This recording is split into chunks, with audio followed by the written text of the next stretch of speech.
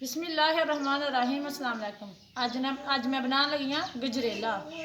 आओ मैं तुहानू दसनी हाँ किहड़ी चीज़ की जरूरत है। गाजर वाला गजरेला जड़ा? हाँ जी, गाजर, दुध, चावल। चलो ठीक होगा। जी रेसिपी चेक करने किस तरह की, बहुत ही मज़ेदार रेसिपी है। ठीक लो जी माशाल्लाह अग लग गई है।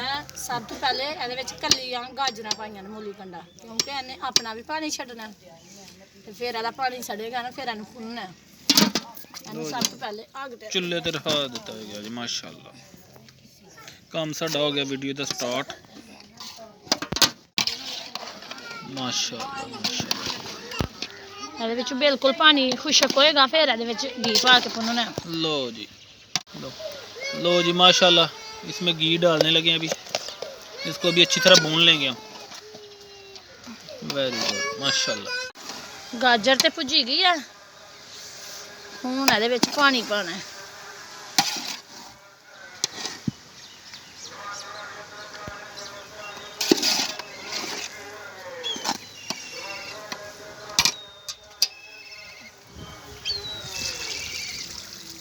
पानी इस लिए पाना गल जे, हुण इनू उबाला आंदा ना, फिर ਇਹਦੇ ਵਿੱਚ चावल पाने ने।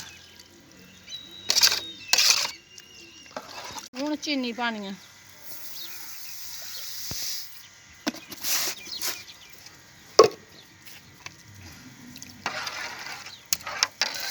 नाल ही चावल पाने ने।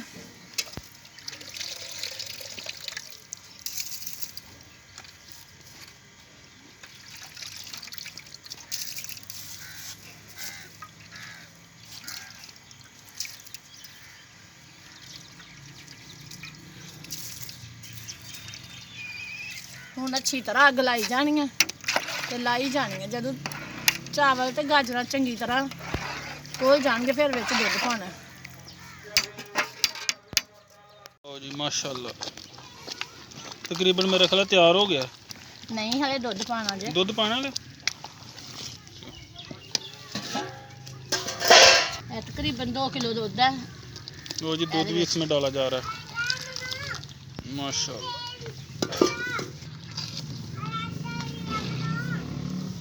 लो जी गजरेला साडा तकरीबन जड़ा ना तैयारी च आ गया। नहीं नहीं, हले नहीं तैयार होया। हले तकरीबन 20 मिनट लग जाने। माशाल्लाह माशाल्लाह साडा जो ये रेसिपी है गजरेला की वो तैयार हो गई है। तो अभी हम इसको उतारने वाले हैं माशाल्लाह।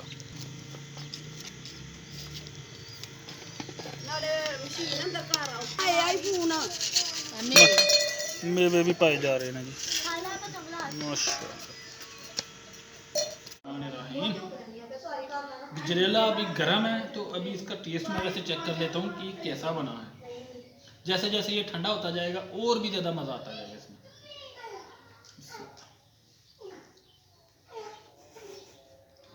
मीठा तो ठीक है ये, अभी ज़्यादा थोड़ा सा गर्म है। ये देख लीजिए भाप भी इसने निकल रही है। ठंडा होगा तो और भी मज़ा आएगा। वेरी गुड, बहुत आला। इस तरह की रेसिपी फ्रेंड्स आप भी घर में जो है ना आसानी बना सकते हो। मैं ना बड़ा अगली वीडियो तक हम दबो इजाज़त। अगर वीडियो अच्छी लगती है तो सब्सक्राइब लाजमी कर दीजिएगा। अल्लाह हाफिज़।